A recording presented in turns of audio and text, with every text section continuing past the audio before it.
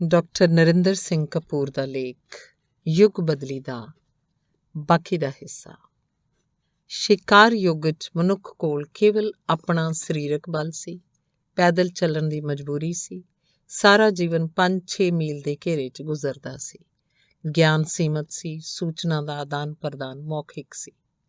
ਖੇਤੀ ਯੁੱਗ 'ਚ ਮਨੁੱਖ ਨੇ ਪਸ਼ੂ ਬਲ ਵਰਤਣਾ ਆਰੰਭ ਕੀਤਾ। ਸਵਾਰੀ ਤੇ ਸਫ਼ਰ ਲਈ ਘੋੜਿਆਂ ਨੂੰ ਵਰਤਿਆ। ਅਨੁਭਵ ਖੇਤਰ ਫੈਲਿਆ, ਲਿਪੀ ਦਾ ਵਿਕਾਸ ਕੀਤਾ, ਲਿਖਣ ਦੀ ਕਲਾ ਵਿਕਸਿਤ ਹੋਈ।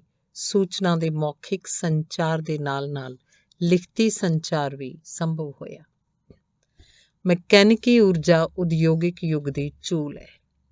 ਉਦਯੋਗਿਕ ਯੁੱਗ ਵਿੱਚ ਮਨੁੱਖ ਨੇ ਮਕੈਨਿਕੀ ਊਰਜਾ ਨਾਲ ਨਵਾਂ ਸੰਦ ਪ੍ਰਬੰਧ ਸਿਰਜ ਕੇ ਤੇਜ਼ ਚੱਲਣ ਵਾਲੇ ਵਾਹਨਾਂ ਦਾ ਨਿਰਮਾਣ ਕਰਕੇ ਆਪਣੇ ਕਾਰਜਾਂ ਦੀ ਰਫ਼ਤਾਰ ਵਧਾ ਕੇ ਆਪਣਾ ਅਨੁਭਵ ਖੇਤਰ ਵਿਸ਼ਾਲ ਕੀਤਾ ਤੇ ਛਾਪੇਖਾਨੇ ਦੀ ਕਾਢ ਨਾਲ ਗਿਆਨ ਦਾ ਪ੍ਰਸਾਰ ਕੀਤਾ।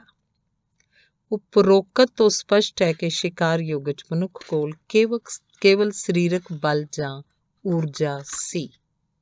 ਖੇਤੀ ਯੁੱਗ ਵਿੱਚ ਉਸਨੇ ਸਰੀਰਕ ਬਲ ਦੇ ਨਾਲ ਪਸ਼ੂ ਬਲ ਵਰਤਣਾ ਸਿੱਖਿਆ ਤੇ ਉਦਯੋਗਿਕ ਯੁੱਗ ਵਿੱਚ ਸਰੀਰਕ ਬਲ ਤੇ ਪਸ਼ੂ ਬਲ ਦੇ ਨਾਲ ਮਕੈਨਿਕੀ ਬਲ ਵਰਤਣ ਦੀ ਯੋਗਤਾ ਉਪਜਾਈ। ਬਾਕੀ ਜੋ ਕੁਝ ਵੀ ਵਾਪਰਿਆ ਹੈ ਉਹ ਇਹਨਾਂ ਮੁੱਖ ਪਰਿਵਰਤਨਾਂ ਅਧੀਨ ਵਾਪਰਿਆ ਹੈ।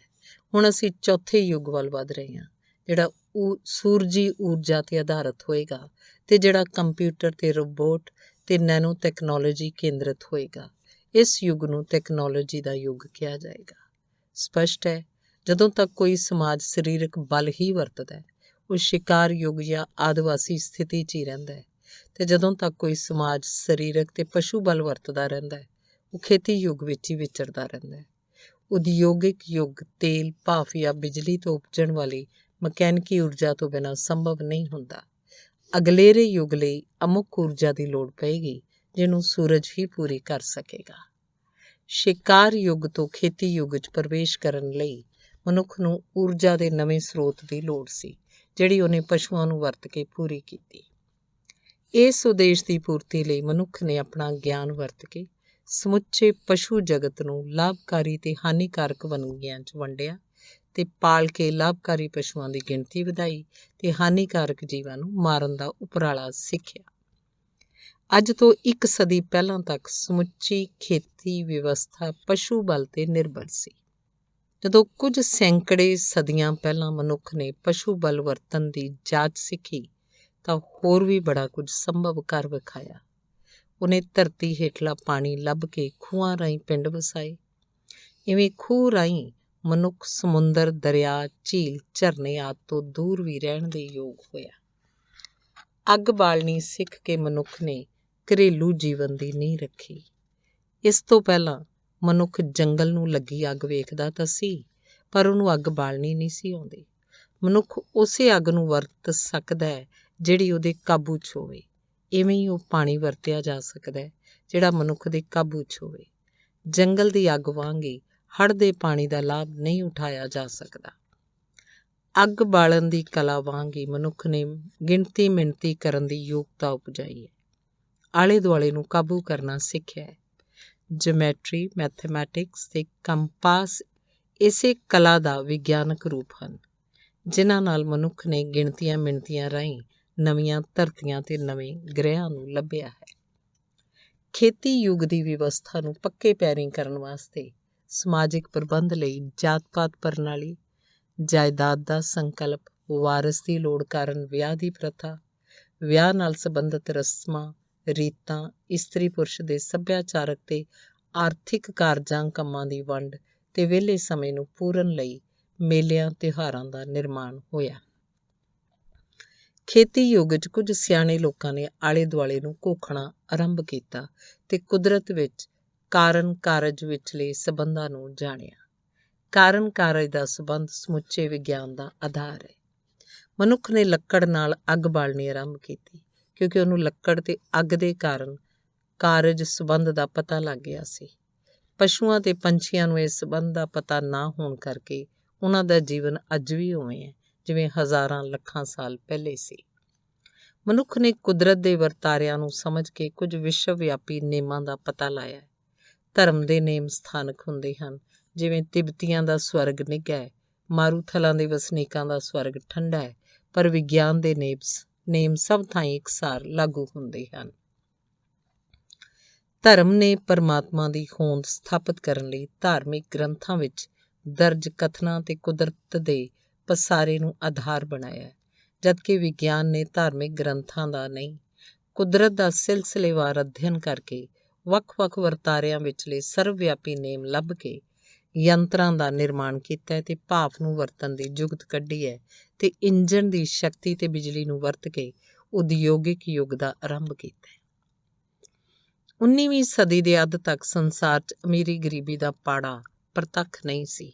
ਇਹ ਪਾੜਾ ਉਦਯੋਗਿਕ ਯੁੱਗ ਤੇ ਪੂੰਜੀਵਾਦੀ ਵਿਵਸਥਾ ਨੇ ਉਘਾੜਿਆ। ਉਦਯੋਗਿਕ ਯੁੱਗ ਵਿੱਚ ਕਾਰਖਾਨਿਆਂ ਵਾਲੇ ਕਾਮਿਆਂ ਦੀ ਮਿਹਨਤ ਨੂੰ ਹਥਿਆਉਣ ਕਰਕੇ ਇਕੱਠੀ ਹੋਈ ਦੌਲਤ ਤੇ ਮੁਨਾਫੇ ਵਾਲੀ ਵਪਾਰਕ ਬਿਰਤੀ ਕਾਰਨ ਅਮੀਰ ਹੁੰਦੇ ਗਏ, ਜਦਕਿ ਖੇਤੀ ਕਰਨ ਵਾਲੇ ਪਹਿਲਾਂ ਵਾਂਗ ਹੀ ਉਵੇਂ ਹੀ ਰਹੇ, ਪਰ ਕਾਰਖਾਨੇਦਾਰਾਂ ਦੀ ਤੁਲਨਾ 'ਚ ਖੇਤੀ ਕਰਨ ਵਾਲੇ ਗਰੀਬ ਵਿਖਾਈ ਦੇਣ ਲੱਗੇ। ਫੈਕਟਰੀਆਂ ਦੁਆਲੇ ਕਸਬੇ ਵਸੇ, ਕਸਬੇ ਵੱਡੇ ਹੋ ਕੇ ਸ਼ਹਿਰ ਬਣ ਗਏ। ਨਵੇਂ ਵਿਗਿਆਨ ਹੋਂਦ ਵਿੱਚ ਆਏ। ਸਿੱਖਿਅਤ ਅਮਲੇ ਦੀ ਲੋੜ ਪੂਰੀ ਕਰਨ ਲਈ ਵਿਦਿਅਕ ਸੰਸਥਾਵਾਂ ਉਸਰੀਆਂ, ਜੀਵਨ ਦਾ ਸ਼ਹਿਰੀਕਰਨ ਹੋਇਆ, ਮੱਧ ਸ਼੍ਰੇਣੀ ਉੱਭਰੀ, ਸਾਮੰਤਵਾਦ ਬਾਦਸ਼ਾਹੀਆਂ ਦਾ ਭੋਗ ਪਿਆ।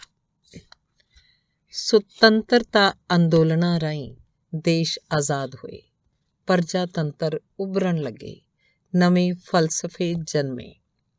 ਮੁਕਾਬਲੇ ਦੀ ਬਿਰਤੀ ਅਧੀਨ ਸਮਾਜਵਾਦ ਤੇ ਪੂੰਜੀਵਾਦ ਨੇ ਇੱਕ ਦੂਜੇ ਨੂੰ ਚੁਣੌਤੀ ਦਿੱਤੀ।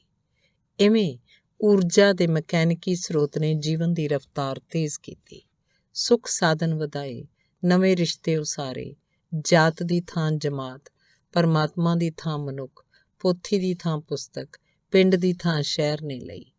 ਨਵੀਂ ਜੀਵਨ ਜਾਚ ਉਸਰੀ ਤੇ ਸਮਾਚਾਰ ਪੱਤਰ, ਰੇਡੀਓ, ਸਿਨੇਮਾ, ਟੈਲੀਵਿਜ਼ਨ ਆਦਿ ਸੂਚਨਾ ਤੇ ਮਨੋਰੰਜਨ ਦੇ ਨਵੇਂ ਸਾਧਨ ਹੋਂਦ 'ਚ ਆਏ।